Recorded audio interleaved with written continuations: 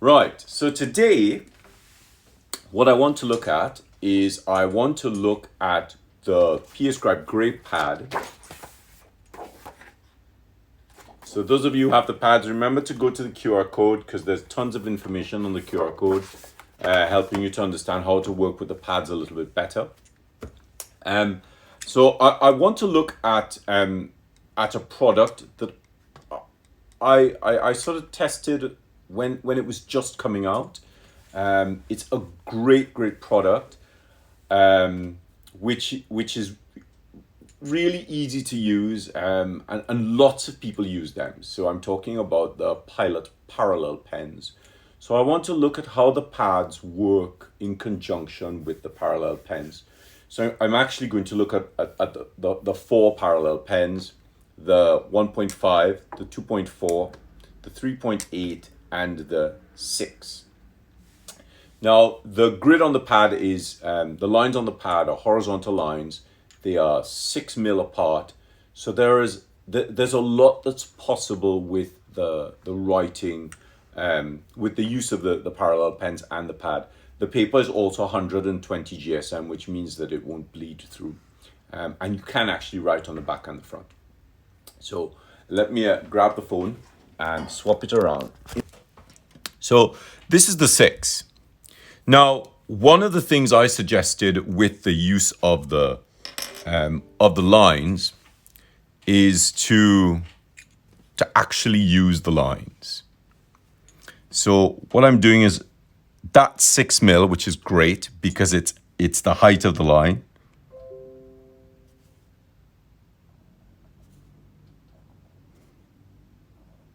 So at this size, I would probably only really practice textualis on here or caps. So let's look at the back. So you can see there's no bleed through. So it holds the ink. And so I'm using the cartridges from Pilot that are made for their parallel pens. So textualis capitals are 6.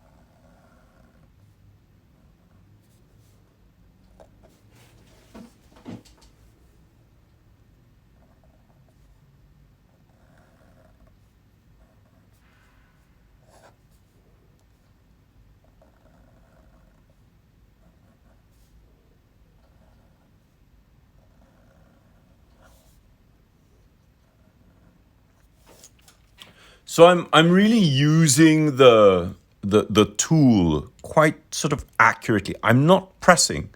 So let me zoom in a little bit. So I've gently put the tool on the line. Now the great thing about these parallel pens is they have really good feed. So the ink flows along the width of the nib quite, really well. So I'm just putting it down. I'm waiting, little line, stop, and I'm going to lift up and in. So I've not lifted up and out. I'm lifting up and in, so it keeps a really sharp edge. If you lift up and out or up and down, you pluck the ink and it can destabilize the sharpness of that edge. And I've seen people write with them doing this. Now look at the nib. Do you see how that's flexed? Right, so that's not good. Just put the tool down.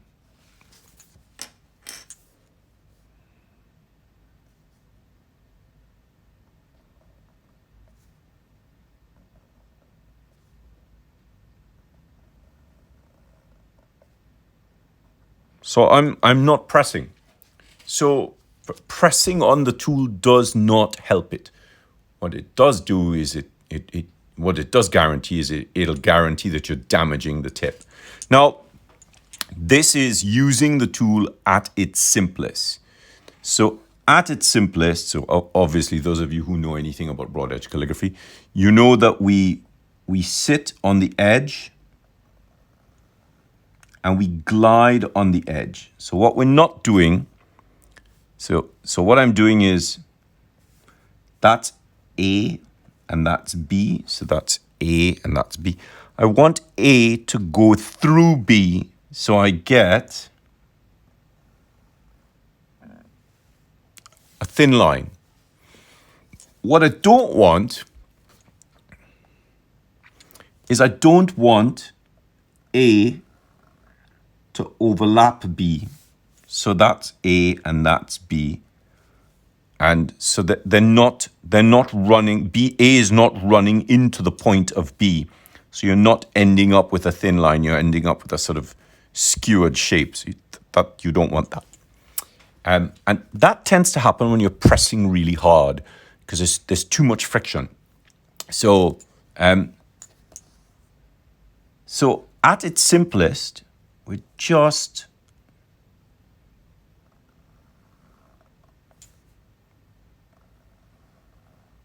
notice I'm not using my fingers. This is a big tool, so I'm using my arm to make these strokes.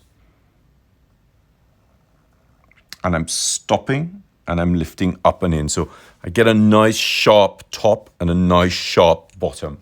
And that really gives us some really beautiful shapes. Now, again, this is using the tool at its simplest. Now, of course, you can do tons of things with it. So this is my little trick to measure off. We can go, I'll show you a little trick that I use when I'm teaching textualis. So to measure 45 degrees,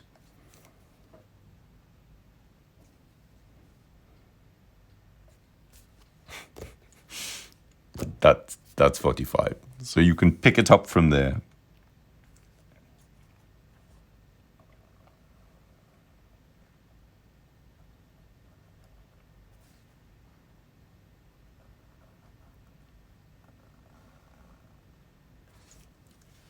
So I'm sort of playing with this tool. So if I wanted to do this within the lines, because remember, the idea is to use the lines, measure 1, measure 1, measure 2.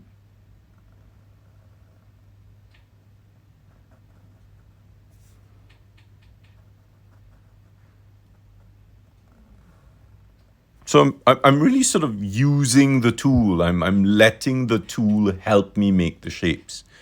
Now, this is strictly writing. It's just the tool on the page writing properly. So if you're writing like a Roman letter, and I'm talking about a written Roman letter without any manipulation,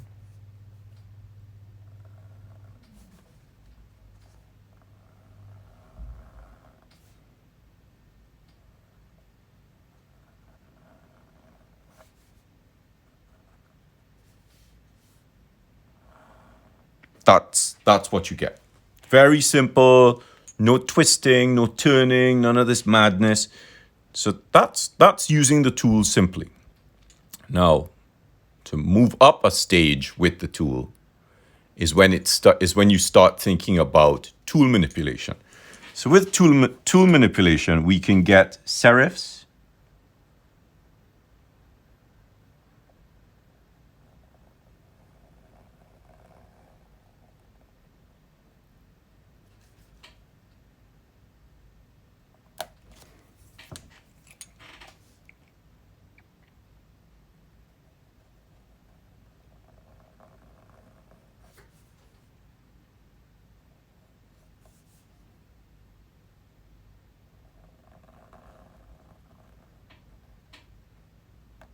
And you can use the edge of the tool. That's really badly done. Sorry about that. So I would go down. I would twist back, and I would flatten. You could even go back and build it up. if it's a versal you're making. So I don't really do Roman caps, you know. My preference for Roman letter forms are actually rustics.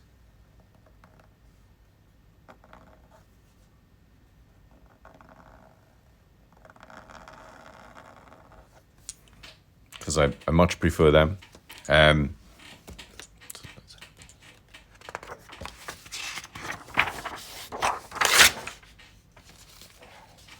So the great thing about this tool is it's super, really good for manipulation.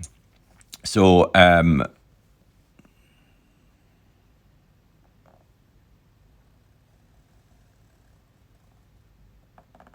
this is a different way to make the rustic shape.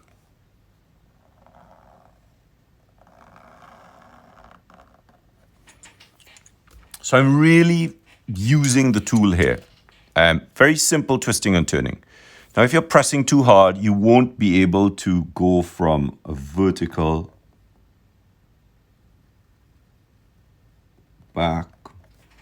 This is quite difficult to do, to go from a vertical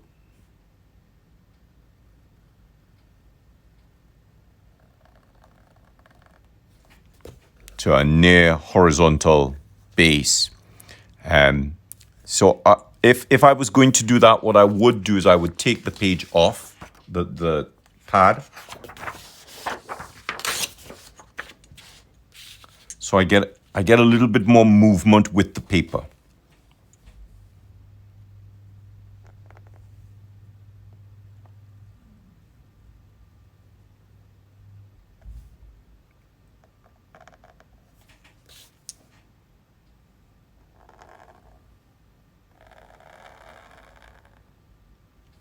And I'm also doing a little bit of leaning.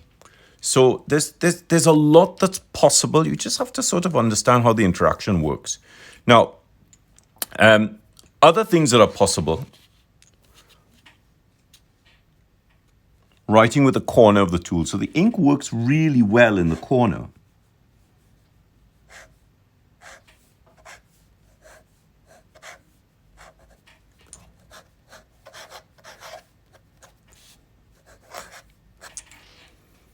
Now, there is one other thing that I'm going to show you with this tool, and that is, I have a separate set of tools for this, but you can actually use the tool. I should be wearing a glove to do this. You can actually use the tool like a ruling pen. So remember, the tool is made up of two metal flanges like this. If you hold the tool on the top, you can, so it's completely vertical. So I'm not leaning forward or backwards. So it's completely vertical.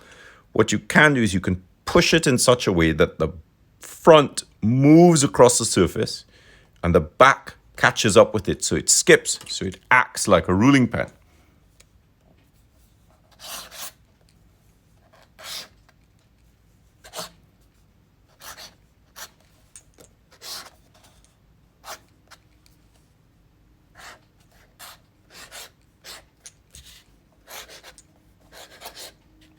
So obviously it splatters all over the place.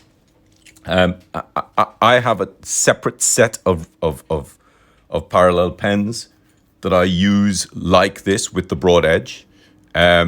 So there's a lot that's possible with this tool. Now I'm going to go down a size to the 3.8.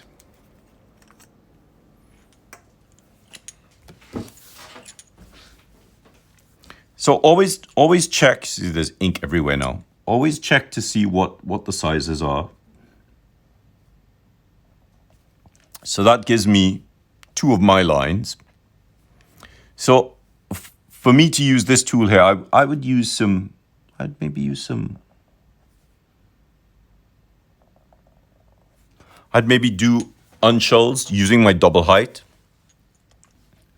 Now, one of the great things that you can play with this tool is manipulation. So if I'm doing unshells, I can really create some manipulation on the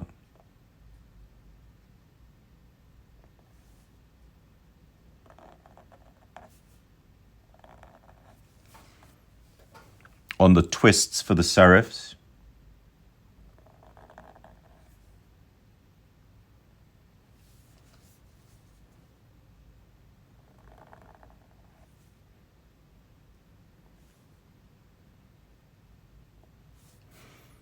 Oh, sorry, let's do that again.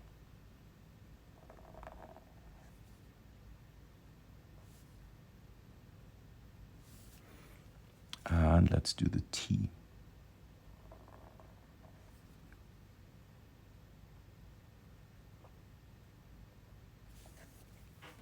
And of course, if we're going to do that, we might as well do the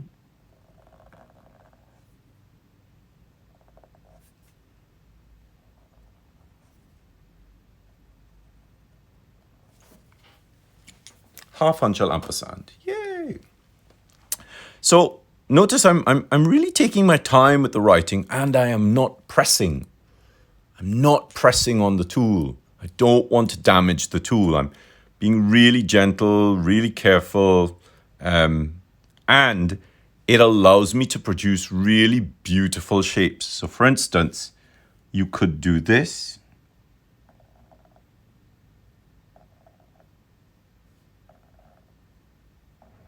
So that's just using the tool simply. Oh, sorry about that. I might need to zoom out a little bit so I don't have to run into this problem again.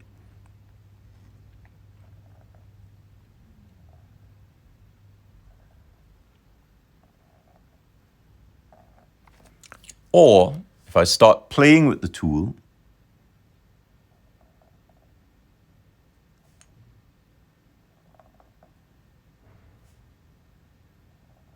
now that is very different from this.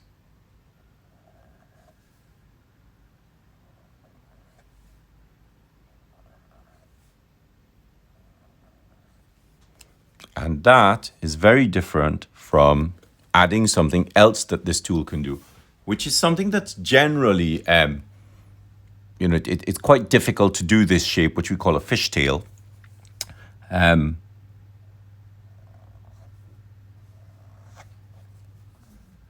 So you have it into a point there, and if you take your time,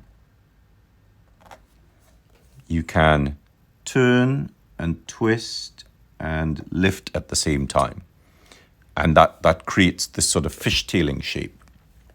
So there's lots that's possible here. You can even draw with it.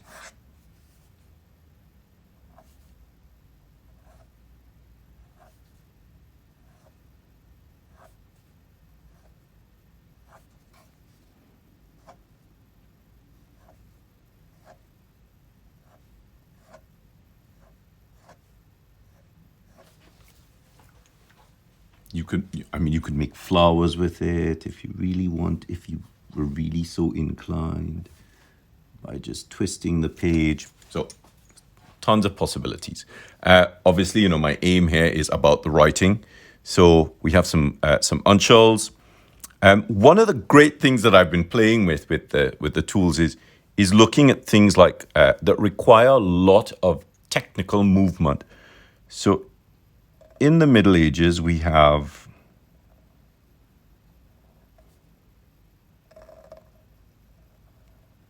in England, we have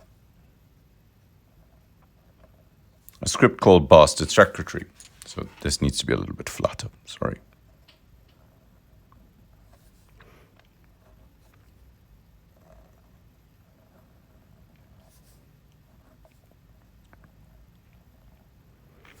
And getting this to work is really quite difficult. And this is a really typical shape of the Bastard Secretary hand as well. Up onto the corner, maybe a little bit flatter, sorry. Up onto the corner, back down, and back on itself. So I've gone from the right corner over and down, and then back onto the left corner. So lots of little bits of twisting. Now, the great thing about this is it also allows you to really play with the tool. So one of the things that some of you saw me do that big wall. One of the things that I've been working with is just writing really sort of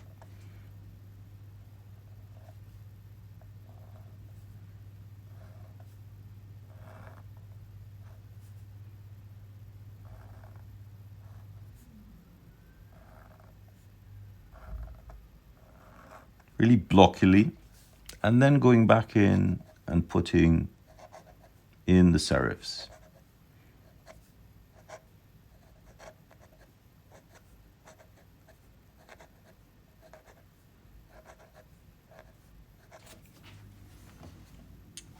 I see a lot of people using them and really sort of twisting the tool onto its side to produce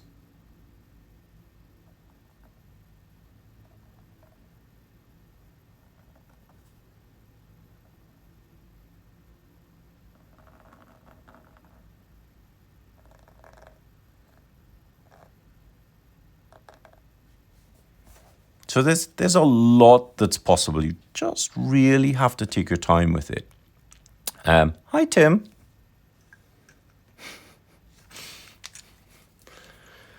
Right, so let's try another piece of paper. So we're going to move down a size. So I'm going to use the 2.4. Right, now I'm moving down from slightly more decorative lettering to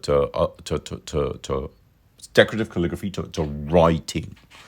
So again, always check your line height. Now, one of the things you might want to do as well is once you get the ink flowing, which takes a little bit of time, be really gentle with it. Clean the tool so that you have a nice clean sort of tip. You don't want that to get too gunky. They actually have a little plastic sheet in the pack that you run between the blades to keep them clean and flowing freely. You know, I design the pads so that you would use the lines to do the writing with. So I'm using the cartridges which come with the tools.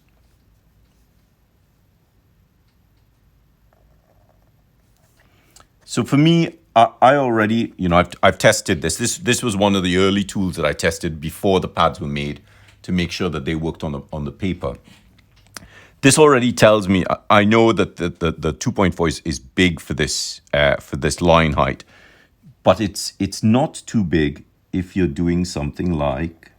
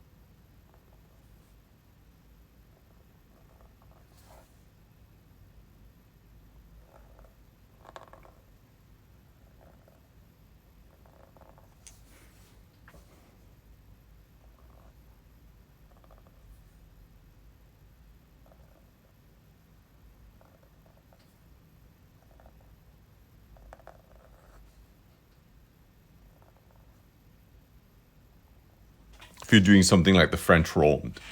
Great for this size. So the 2.4 is really good to work at with, sort of right between the lines. You can work a little bit bigger. So this is at 2.5. So you can get away with something like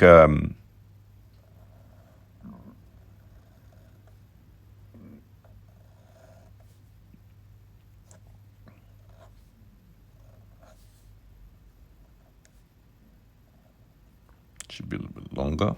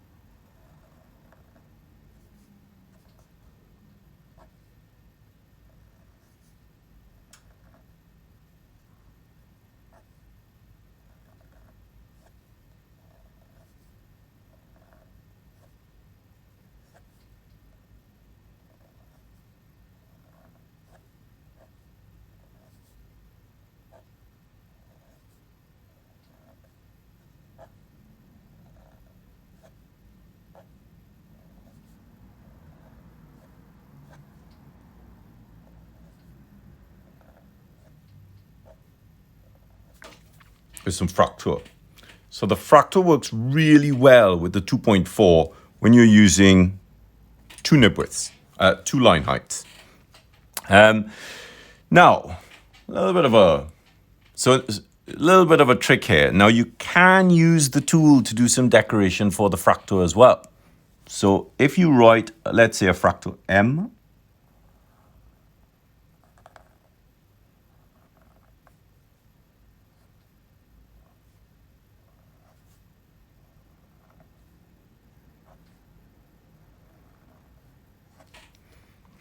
you can go back and do the decoration by using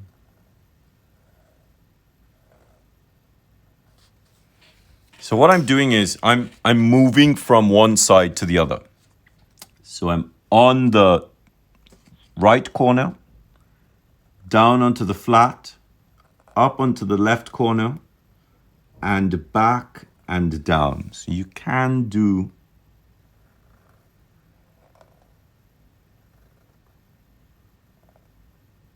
things like that. So they take time. And this is not particularly good. That's much better. So, let's look at that shape again.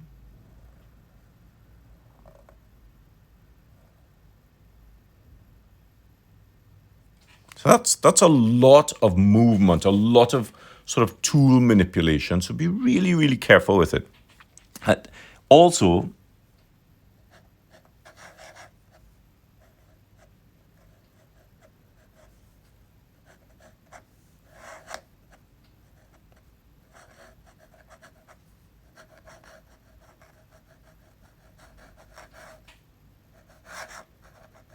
now, I wouldn't advise you to use the end like this for a long time because you will damage the tool.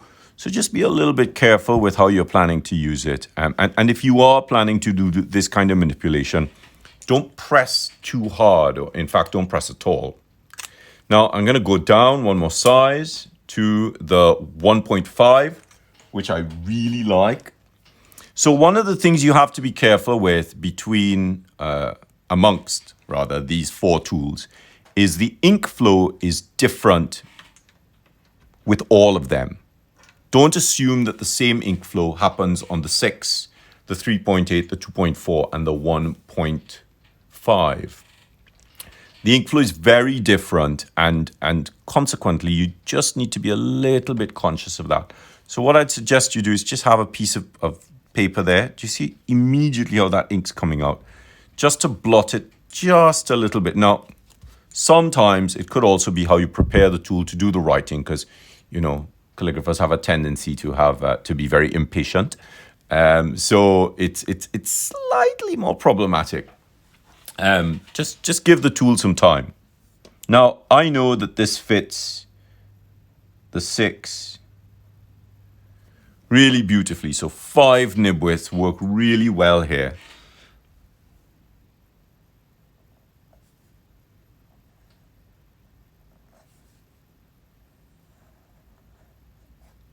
That's not very good. Let me get a new sheet of paper. So I'm going to tear it off because I like a little bit of lift when I'm working. So one of the things I do is I slip it underneath the little header piece just to give it that little bit of lift, but it also holds it in place so it doesn't just go flying when you're trying to work.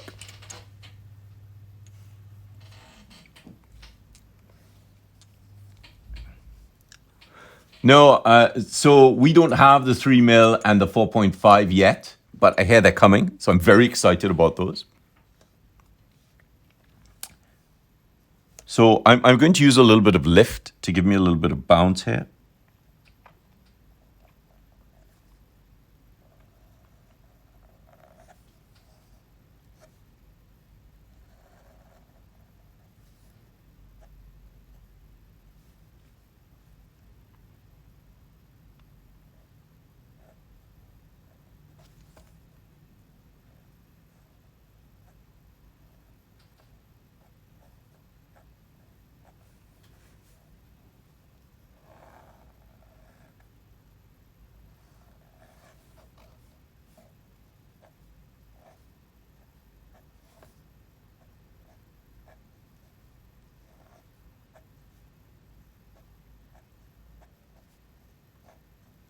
Now, the other thing that you can use this for is, obviously, you can use this tool for writing if you have a really nice simplistic italic hand.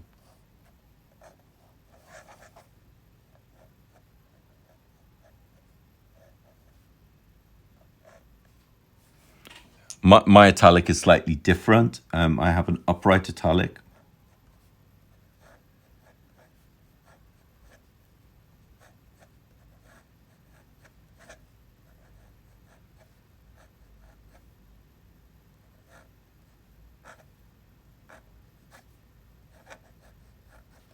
So Gainer Goff has a great sort of pointed italic that works really well for this tool.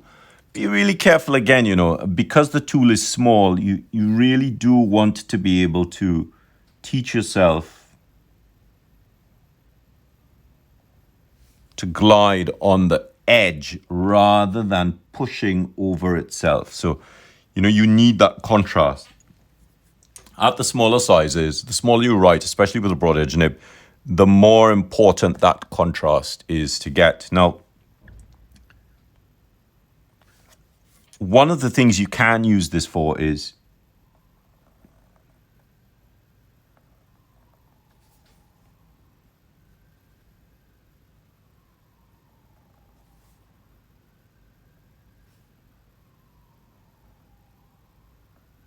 so I'm doing some versals where I'm building up the letter. You can draw the letter if you wanted to.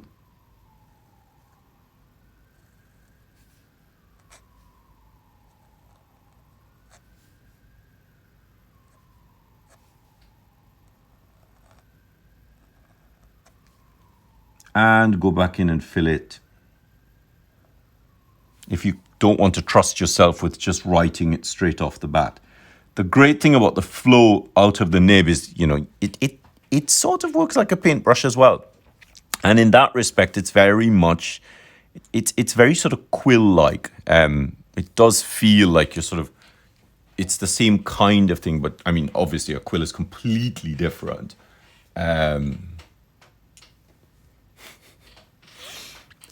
So, of course, with the smaller tools, you can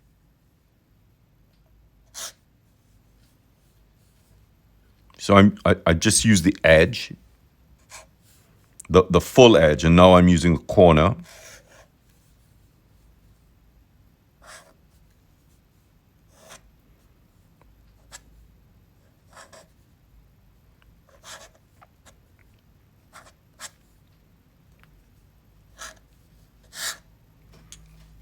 So I just be conscious that if you're accustomed to pressing hard, and of course, when you do this kind of work, you do have a tendency to get little bits of lint inside of the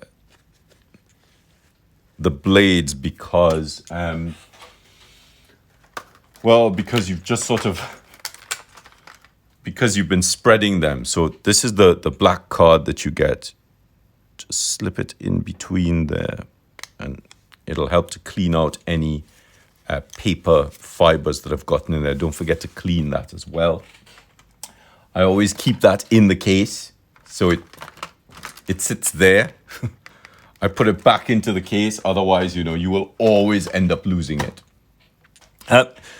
You can work with them together.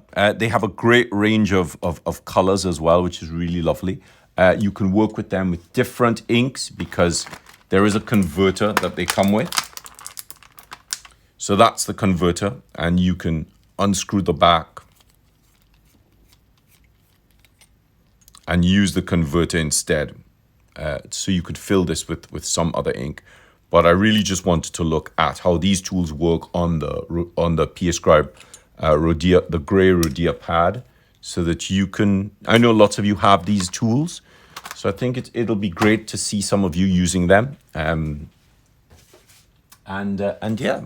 really sort of using the tools, using the parallel pens and the pad together. So write some letters to each other, have some fun. There are lots of other options that are open to. You can use the pens to dip rather than just using the cartridge. You can dip them in a little jar of water as well, and that really helps. Let me just swap this around. Yeah, tidied up the studio. Right, so you can dip them. So the jig is normally here because I'm doing copper plates. So I've had to move across because I'm doing a generally vertical work, and it needs to sit in a slightly different place. So yeah, as I was saying, you can use them to dip. So if you're going to do that, what I would suggest you do is clean the tool out completely. You just need to flush it through with some warm water. You can actually use the converter, the blue thing that I just showed you, to flush it through with some warm water. If you're not going to use it for a while, clean it, flush it through. Otherwise, the ink will dry inside it. It becomes a little bit problematic. And then when you're actually ready to use it, you're running into problems. What I would suggest is actually getting a set, to deciding which size you work with best, or most, and getting a couple sets of those. So for instance, I tend to use the 3.8, the 2.4 and the 1.5 more than I use the 6. And I would get a set of those for the inks that come out of them, or for fountain pennings. And another set for if you're wanting to use them as a dip pen, because then you can keep that clean. You don't need to put a cartridge in, and maybe another set if you really wanted to do some metallic work.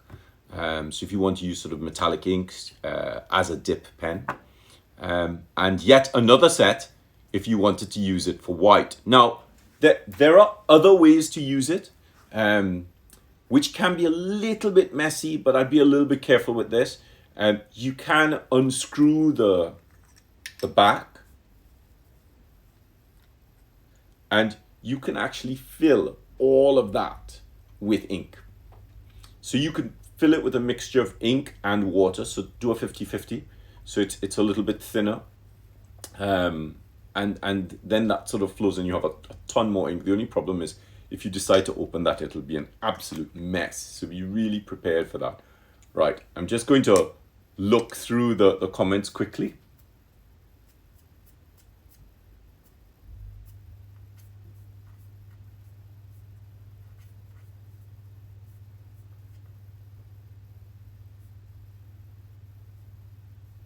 That's great. The advice helped you with your pressure control. Calligraphy is meditation. It is meditation. It depends on how you approach it as well.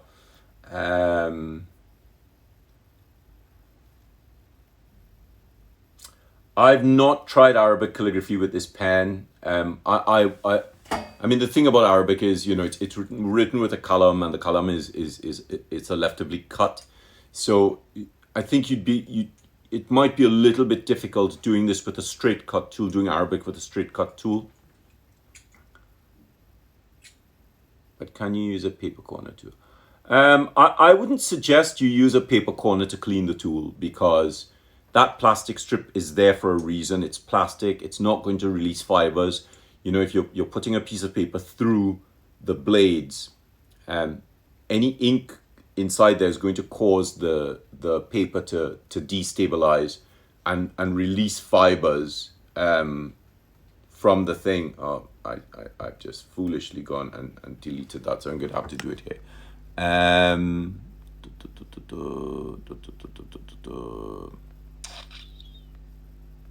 can't believe I just switched that. It's that easy to switch it. What a nightmare. What an absolute nightmare. Oh, darn. Right, let's see. Where are we at? Fraktur, definitely. Fraktur is what made me become a scribe. I wonder how long it took.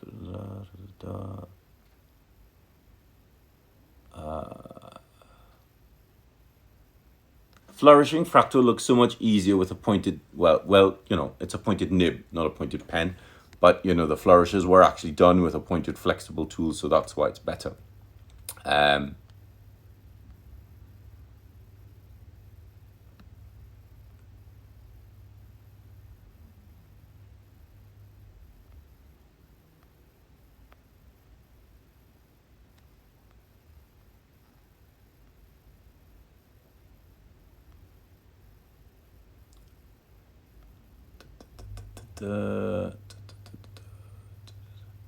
The Zoom classes, once we have them set up, we'll let you know. We're sort of working on the costings and duration and that kind of thing. And maybe doing another lecture on the history of the alphabet via my Zoom, but for much longer, maybe sort of 2 or 3 hours. Oh, I'm glad that you've used the tool for a long time. You know, I had these just when they were testing them. I had some sent to me. This is like 20 years ago. And I've always had them. I tend to use dip pens, but I always have 1 or 2 in my travel bag because, you know, it's great to just, you know, pull it out in the airport and do some writing. But of course, there's no traveling, which is a real shame.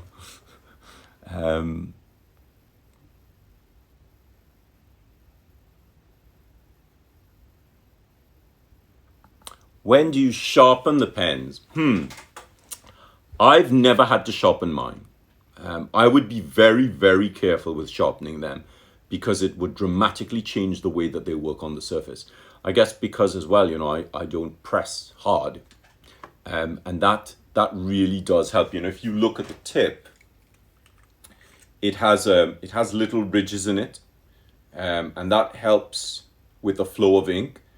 If you sharpen it, you end up you can run into problems with how the ink flows, and you might get inconsistency in the flow of ink. The other problem that will happen is if you sharpen it, because it's slightly rounded on the edge. It's not completely flat. It's just a little chamfer, so it moves across the surface a little bit smoother. If you sharpen it, it can very easily cut through the paper.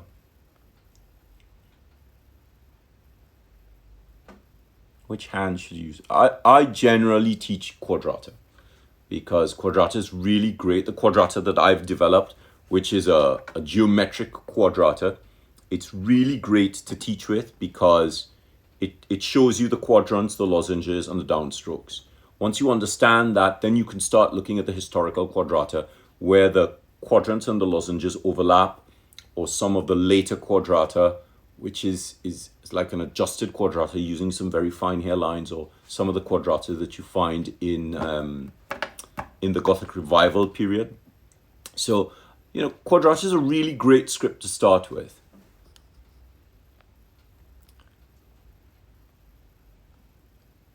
Brilliant for foundational as well, but I find the problem with foundational, the foundational hand is a great hand to learn. Whether or not it's the best hand to start off with is a different matter. Lots of people say it is. I tend to disagree because you're having to learn to make curves as well as straight lines, and control a tool, a broad edge tool that you probably don't have very much control over. So I would generally tend to stick with using with learning quadrata first, because you're just trying to keep the tool at 45 degrees, and there are no complex turns. Obviously, you know, you have turns of things like the G and the Y, but that's neither here nor there. You can actually make those in an angular pattern, but because you don't really have curves in quadrata, you're not running into this issue of trying to control the tool around a curve and plotting the curve to a vertical and a horizontal. So I would suggest start with quadrata and then move on to foundational, because then you would have gained enough control of the tool to manage curves. Equally, obviously, do the minuscules first in quadrata. Once you get to the majuscules in quadrata, there are lots of circles, and they require a control over the curves. So you can move from the minuscules then to the majuscules, and then jump onto some foundational. All right, so I think that is it. Brilliant. Great tools. Remember to keep them clean, and I have a great weekend, and I will see you guys next week. Brilliant.